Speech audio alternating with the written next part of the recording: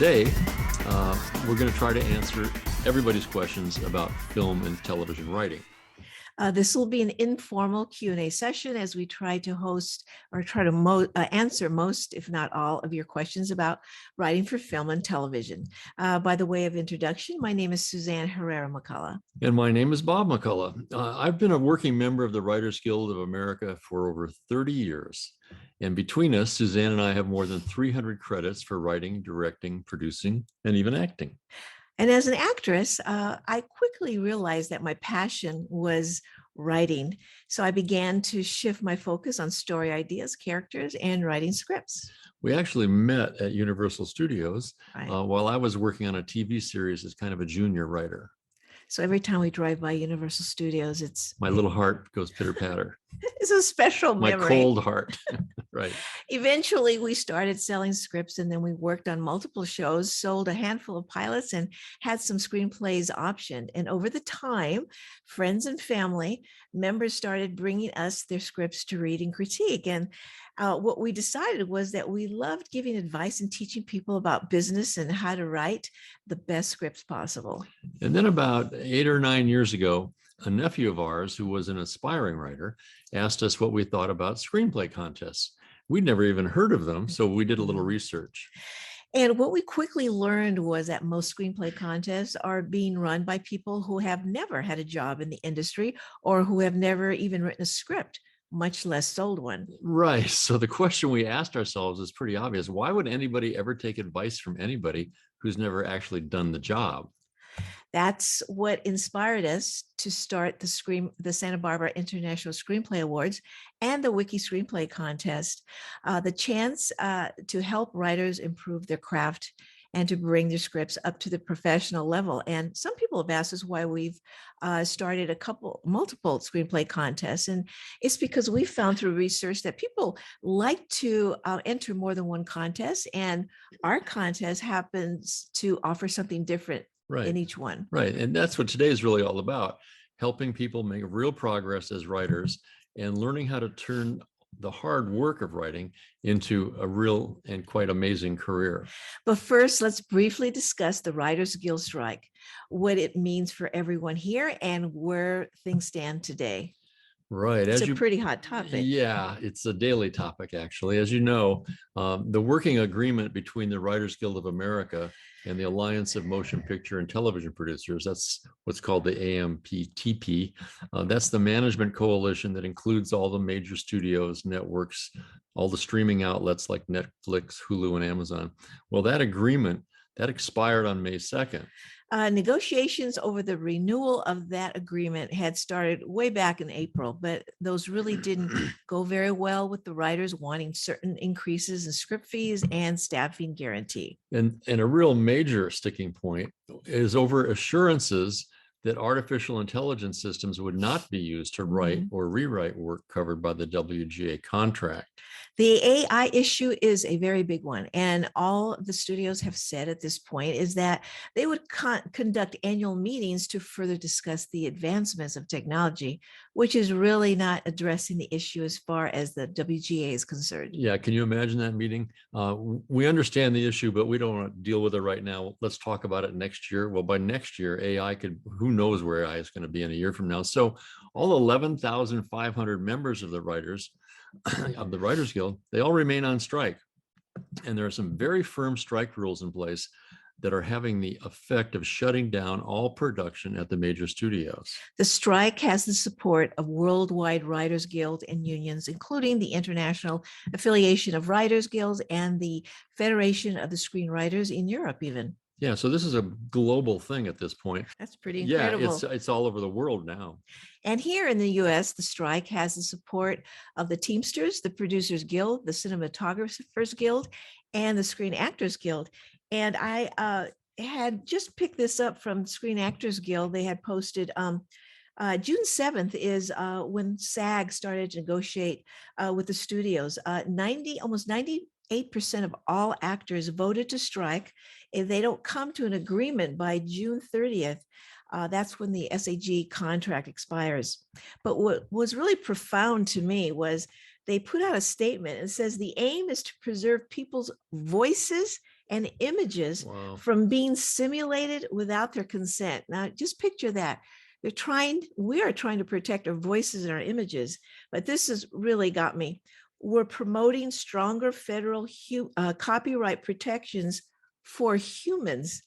It's kind of like, it's so surreal, machines versus humans. Anyway, they went on to say, we believe using copyright works to train generative AI infringement, and the AI created work cannot be copyrighted. So Screen Actors Guild also has a lot to fight for, just like the Writers Guild. So we encourage everyone to support Those pesky actors, they're actually humans. Imagine that.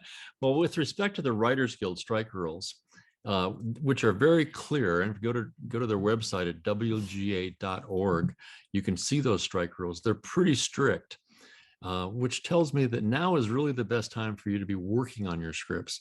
And you don't want to be marketing your material until the strike is over. You don't want to be, I see a lot of contest offers out there. Hey, we'll get your script to producers or managers, things like that. That could really put you in a lot of trouble. People who are not in the Writers Guild are considered to be pre-WGA, because the Writers Guild is very much open to new writers, but you need to have that good material. So work on the material. So let's focus on why we're here today, to answer any questions you have. And no question is really too silly to ask. It's or too basic. Right. We'll try to keep our answers short and to the point, so we can cover as much ground as possible. So just, give us your questions in the Q&A window below, or use the chat window, which should pop up. And we also have quite a few questions that were emailed to us. So let's start with, so just type in your questions would be great. Okay, here we go. So Howard asked, well, this is something we got earlier. Howard asked, is there any point in writing spec scripts for existing shows, or is that not a thing anymore? Well, I think that's a very good idea. And if I were trying to break into a show, I'd study it very carefully. And writing a spec episode for an existing show that you think may be on the air for more than 6 weeks, that's a great idea, because those producers are always looking for the best material and the best writers. So I think it is definitely a thing at this point. And even if that doesn't get you on that particular show that you want to write for, it shows your writing ability, and they may hire you for some other show they're creating. Right. So here's Art. Art Art sent us an email, and it's quite a detailed question. He says, in the past, I wrote a few things that were produced, including some indie features, etc. He does not have a manager or agent. And boy, he tells us a lot here. He said, I entered a genre screenplay contest, and he was a runner-up to the grand prize winner. It must be a good script. And he got a couple of written option offers from a small production company, and one even overseas, but they were for $0. And so his question, he finally gets to the question: what is the best way to proceed in trying to sell or option spec scripts or receive writing assignment work? Enter more contests, send out query letters, concentrate on trying to get a manager or agent, or something else? Well, first of all, a free option is worth the money. It's worth the money you're getting, right? Not worth very much. If they're not willing to give you $1,500 for a 6-month option, they aren't really seriously in business as producers. I would not recommend that. You're handing over your intellectual property to somebody for nothing, and your hard work is worth plenty. And in terms of what's the best way to proceed, we believe that looking at the best screenplay contests, like the Santa Barbara International Screenplay Awards or the Wiki Screenplay Contest, doing well in those gives you immediate profile. And we announce winners, and we distribute that information. We broadcast that pretty widely. But my point is, what is your point, Bob? Sorry, during the strike, work on your material. Don't worry too much about marketing yourself, or you get yourself in some hot water with the Writers Guild. Also, I think there is an exception to getting paid a fee up front. If you, by perchance, are a partner with the producer, and you both are looking to make a movie, and you both will have equal share, then that might be something that would be interesting to both of you. And at that time, you may not get a fee up front, just when you make your movie. Joan has a question. A production company executive has shown interest in my script. I'm having my agent send it and said, my agent sent it to the person. Is there anything I should know or do at this point? Thanks for the info you can provide. Well, again, we're in the middle of a strike. I wouldn't have your agent sending anything anywhere. And I doubt if your agent is a signatory to the Writers Guild, they won't be sending material out either. So again, this is not a time to be marketing or pushing your agent to do things. Everybody's in a holding pattern because this strike is a very, very big deal. Right. And this is the time, though, to write scripts. Right. If you already have a script that you think is ready, then write another script because everybody needs at least 2 or 3 scripts. Right. So Janet has a question. Should a writer focus more on writing for a specific genre that they're particularly good in, or should that writer develop scripts in other genres to show talents in writing a wide range of material? Well, I think if you're a comedy writer, you should write comedies. And if you're an action thriller writer and you've got those instincts and you understand that kind of structure and plotting, focus on your specialty. Don't try to be everything. And in all honesty, in the many years experience that we've had, very few people can write both genres well. Right. Everybody thinks they're a comedian and everyone thinks they're a novelist. But the bottom line is it's a very competitive world. And if you happen to be better at one than the other, then I would recommend that you just stick with that. And when you become big and famous, then you can do what you want, write what you want. Right. But notice that Nora Ephron wrote romantic comedies and she became proficient at that to the point where she became an institution in that genre. Right. There are other writers who specialize in James Bond films. They're not writing comedies. So I think focus on your talent and kind of drill down on that. So next one. David says, in my quest to become a screenwriter, I continue to submit my query letters to talent management companies rather than production companies. As far as the strike is concerned, how does this step look? Well, it looks like you're in danger of violating the strike rules, David. I wouldn't recommend it at this time. First of all, managers and agents are not really looking at query letters at this point. They're really concerned with the clients they currently have. So I think you should kind of be patient, wait and see how things shake out. Make sure that the material you want to send them is as good as it can possibly be so that when you do send it to them, you basically knock their socks off. And David, also, you might want to concentrate, this goes for everyone, work on not just writing your script and making it better, but make contacts. You know, every town is still having film festivals. And if people have written plays and they're putting on the plays, before the writer's strike and they got their scripts in, then they're doing plays. Right. I think it's great advice. Network. This is a great time to be networking because everybody isn't selling anything. Everybody's out trying to network and meet people so you can line your contacts up. And you never know, another fellow writer who just got an agent might be willing to introduce you to an agent. It works like that. There are no rules. That's great advice. Would you be my agent? That's fantastic advice. The other thing is, today, as I think we mentioned earlier, this is International WGA Strike Support Day, basically all around the world. You can find, if you live in a community of more than 50,000 people, you will find a WGA picket line somewhere today. And that's a great place to meet people. Go help them picket. There's a lot of networking going on the picket lines because actors are there, producers and directors are there, and all the writers are there. I mean, it's a party in some respects. And you also have to remember the Writers Guild and the Screen Actors Guild, they're fighting not just for people like us and people in the business, but for people like you who are not in the business yet. So it will be a business that will sustain your lifestyle and to give you good compensation for your work. Well, I think the writer's strike is really about all writers, not just those who are currently members, because they're always looking for new members. Once you start selling, they welcome you with open arms. And I can only tell you this, the Writers Guild has been the absolute best thing to happen to us from a professional standpoint. Yeah. The Writers Guild have had 6 strikes. I think we've been in 3. Right. The longest one was 5 months. This could be longer because of the AI issue, but it'll get resolved. You just have to keep writing, keep making those contacts. Right. So Josh has a question kind of along the same lines, getting a lot of the same kind of question. Josh says, I have a pilot for a TV series that has been a finalist or semifinalist in several contests, including yours. That's great, Josh. Congratulations. Yeah. And he says, while I have been entering these contests, I've continued to write 4 other episodes to flesh out the issues the judges raised. Knowing my pilot is being well received, how do I get an agent or production company to read the other episodes? Well, I don't think they're going to want to read the other episodes. That pilot has to be the best pilot they've ever seen. And once that's established, the subsequent episodes, frankly, only are supporting material for you. Mhm. I don't think anybody's going to bother reading an entire series, a year-long series, and all the scripts involved, because reading time is very, very valuable. So just make sure the pilot is good, and once you have that, you've got the gold.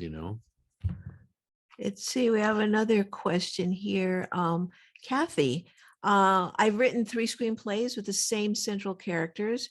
These are full-length crime mysteries set in New York during the early 50s. They have subtext touching issues that resonate with us today. Is there an appetite for this kind of material? And if so, how would one market it? Well, I think any topic is important, to be honest with you. TV and motion pictures, they run the gamut of certain topics. But if the script is really good, it's called a breakout script, Right. then someone would want to produce it. Yeah, so there's an appetite for good material. It doesn't really matter what the subtext is or even what the genre is. What matters is it really a compelling script that's hard to put down? And Sean says here, what's the difference between a manager and an agent? Which is more important? Well, we've covered that a couple of times in other webinars, but in short strokes, managers work with you as a writer and help you develop your career. They're very much interested in your writing. Agents make deals. Once you have a solid script and a job offer, that's when an agent steps in. Until you're an established writer, agents are not generally going to take an unknown writer and push them to their buyers. They're really deal makers. That's really the difference. Managers build careers, agents make deals. Sharon says, when asked to rewrite my script by a producer, should I make all those changes even if I don't agree with them? Well, it's funny you should bring that up, because that is what a writer does. One of our license plates says rewrote, and the other one says rewrite. To write is to rewrite. In my opinion, I'm sure Bob can chime in on this. When we used to get asked to make changes, you take it into consideration, and oftentimes those changes are productive. But in the end, you don't have to make all the changes. At least we didn't. Well, the first thing you do is you go home and you hit your head against the wall. You can't believe that they want changes on your perfect script. Well, you can throw the script against the wall. Right. So it can be very frustrating. But my suggestion is take the notes, listen carefully, and then don't touch the script for several days. And then go back and look at the script again with really an objective third eye and look at their notes. And oftentimes you'll see the notes really will help your script a lot. So I think when you're working with a producer, if you're being paid, you're kind of obliged to at least address the scripts in some fashion. This is from Adeline. I was an English major and thought writing a script would be easier for me, but it's not. Should I take screenwriting classes? Absolutely. Well, what a great question. Yeah. Which brings me to something. I just want to throw this out, if that's okay. Sure. One of the things about screenwriting is it's unlike any other kind of writing. I was an English major too, and it took me 10 years to figure out how to write a script. Because there weren't classes, there was nothing really available. It was even hard to find a screenplay to read. Since then, of course, there are lots of classes, there are courses all over the internet. And one of the frustrations we have as readers and reading so many scripts in our screenplay contests is we see the same mistakes being made over and over and over, and they're easily corrected, which brought me to the point where I wrote a little book called Stop Screwing Around and Format Your Screenplay Like a Pro. It's available on Amazon, very short book, and it will tell you exactly how a screenplay needs to look, because the appearance of a screenplay is the first thing a reader will look at. If it doesn't look professional, they won't even read it. It's a quick read. Right. And then my very first book is Stop Screwing Around and Win Your Next Screenplay Contest, because there's a technique to writing a script that wins contests. Mhm. And when you have that win, it gives you a certain profile, gives you some notoriety, gives you bragging rights. Then the other issue is, once you have a good script, We have a lot of issues, don't we? right? Once you have a script that works, how do you sell it? I wrote Stop Screwing Around and Write a Screenplay That Sells. And this is really the ticket to getting past the gatekeepers.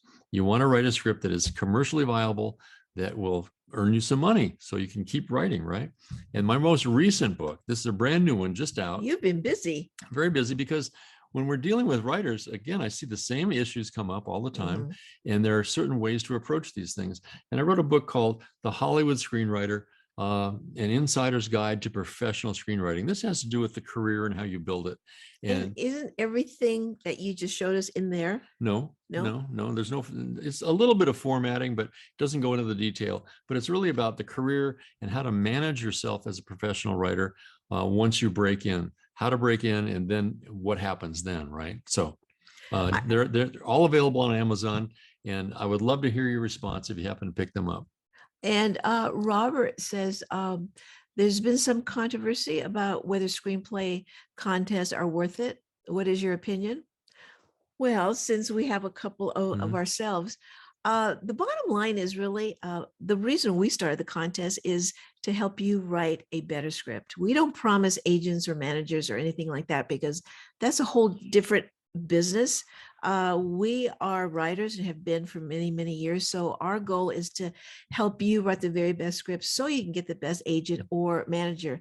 And also, the more people that read your script and the more feedback you get, will make it a better script. So Absolutely. even if those screenplay contests, I think you just have to be careful where you put your money to. Not don't do your research and make sure that whatever they're promising, they're providing for you, and that's expert writing and critique. You'll see a lot of screenplay contests offering things that are simply not true. So be very careful about that. My suggestion is look at who runs the screenplay contest. That'll tell you a lot about the validity of their promises. David says, in your opinion, how appealing are social dramas these days, features in television? I'm not sure I understand what a social drama is. I think anything that deals with the human experience is a social drama. I think that the real issue, David, is, are your characters compelling? Are their conflicts real? Are the solutions of the story credible? And how is the writing? In terms of features, I don't think they're nearly as popular at this time. And most features today are sequels, or they're superhero pieces. They're based on pre-existing intellectual property. You see a lot of comic book movies. You don't see a lot of feature films being made that deal with social issues. Television, on the other hand, is really the hotbed of that stuff right now. And I would recommend you kind of focus in that area if you're driven by social issues, Sandra says here, what do you think of publishing your screenplay on Amazon or Kindle? Well, I think it's a great idea. Yeah. We actually have a writer who has won the Wiki Screenplay Contest. He took that same screenplay and published it as a little book on Amazon. It's a great idea. And first of all, it gets him plenty of publicity and press, makes him some money. People want to read these screenplays, and it's a great idea. It becomes a true calling card once the strike is over and you're looking for agents and managers. Say, by the way, it's a book on Amazon and here's how it sells. So I think it's a great idea, Sandra. Terrence asked this question, and well, it's kind of a common question. An independent producer wants to option my script and hopes to get it financed. What should I ask for when that happens? Well, again, if you're not getting any money up front, then you are the producer. I would be very careful about free options, but what you should ask for is a $1,500 minimum for a 6-month option, or pick a figure. If you're not in the Writers Guild, I wouldn't sell any script for less than $25,000, and that would be an outright sale. But I'd be very careful about letting people run around with your material unless they're truly committed. And what defines a commitment in this business is money, right? So, and it also is, it just depends on your feeling towards this person. If you can do some research on them. Is he a first-time producer? Is he less experienced than you are? You know, all those things come into consideration. great advice. Great advice. Evelyn, I think we already, No? where do I find an agent or manager, or how much do they cost? Right. Well, the Writers Guild of America has a long list of signatory agents and managers. I wouldn't deal with anybody who isn't a signatory of the Writers Guild agreement.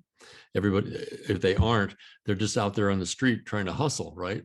But legit managers are associated with the Writers Guild of America. In terms of their cost, Well, I think it's, what is it?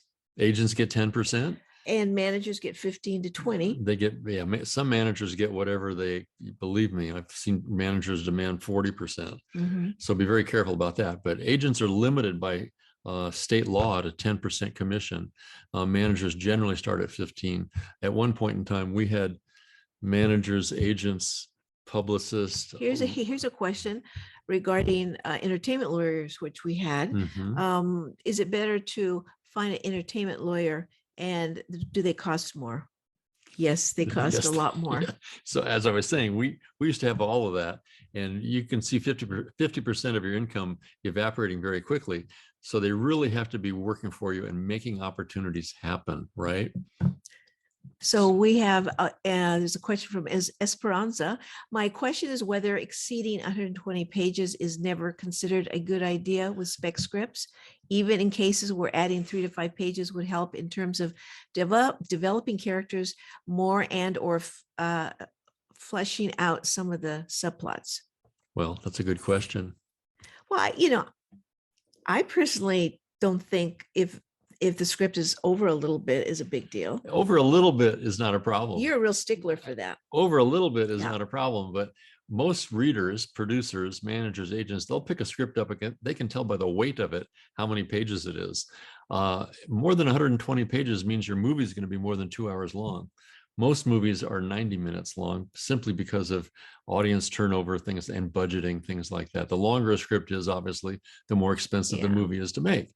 So I think you really should kind of discipline yourself.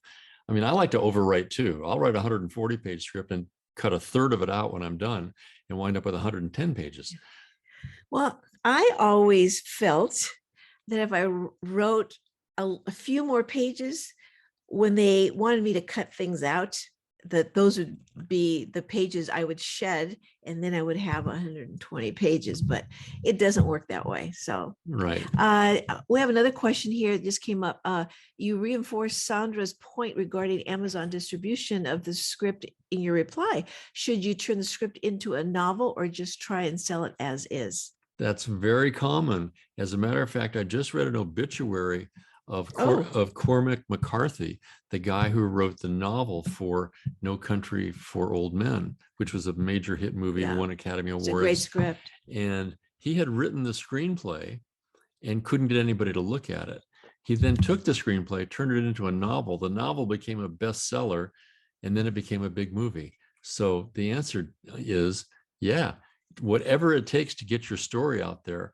Novels are actually much easier to write than screenplays because you get to say all of it. You get to deal, as Esperanza's question, you don't have to worry about a 120-page script. You can write a 300-page novel and put all of your stuff in. So I think it's a great idea. If you can't get any traction with your screenplay, novelize it, sell the screenplay itself as a little book on Amazon. Lots of opportunities for writers besides television and movies, frankly. There's something, and this has always been the case in the business, there's something about being a published author, whether you self-publish or have another company publish you, has a certain cachet about it. Oftentimes managers and readers right now are reading novels, right, to see if they can sell them as potential screenplays. Exactly right. Yeah. Exactly right. Every manager I know is on Amazon looking for books because those books have great stories, and yours might be one of them. Well, I think, listen, we've gone over a half hour here. I want to thank everybody for coming today and remind you that the Writers Guild strike is a big deal. And I just encourage you to respect the Writers Guild strike rules, because if you start to sell something during the strike, the Writers Guild has what's called a compliance committee, and they're basically detectives, and they're looking for writers who are selling stuff during the strike. Once you're blacklisted as a scab, you won't be able to get into the Writers Guild. So just remember, keep writing, keep networking, take this opportunity to go out and meet people in the business, whether it's a play or a festival.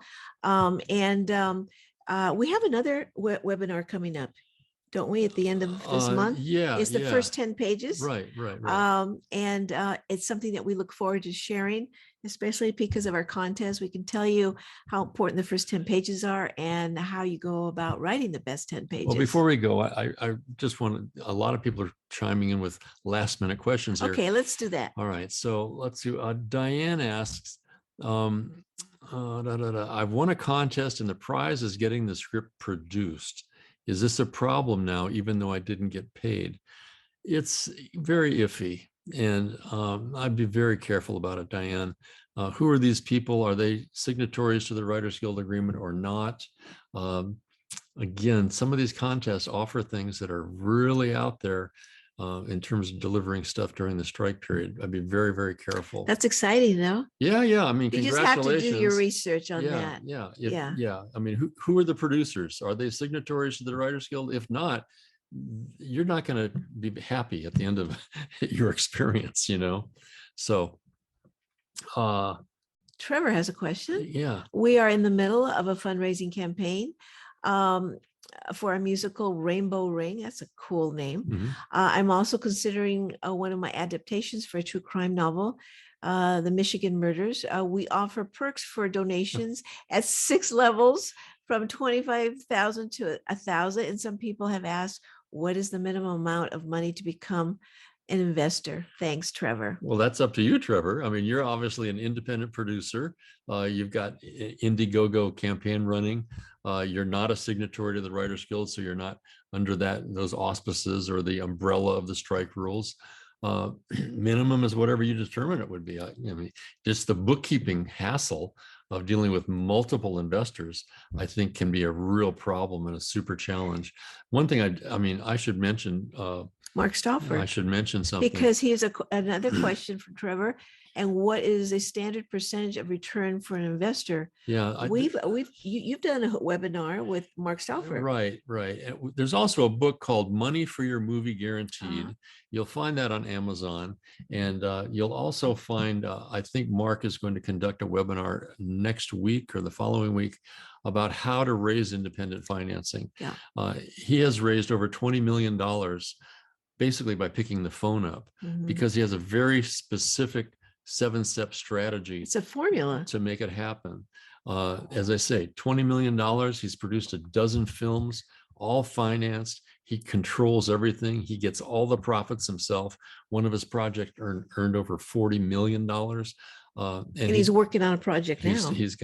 He always has stuff happening. Yeah. But take a look at Money for Your Movie Guaranteed on Amazon. It's a book. He also has a video course available online. Check that out as well. And he would be the one to tell you what the standard percentage of return is for an investor. Yeah, I can tell you this, what little I know about it. Mark only deals with 1 or 2 investors at a time, not with the more investors you have, the more problems you're going to have down the road. And it's just more difficult, frankly. So let's wrap it up. Thanks everybody for coming today. And again, take a look at the books. They're all on Amazon. Yeah. And we'll see you at the next webinar. Look in our website, Santa Barbara International Screenplay Contest. There'll be a series of webinars there that are free. And we love to share our knowledge and make you a better writer.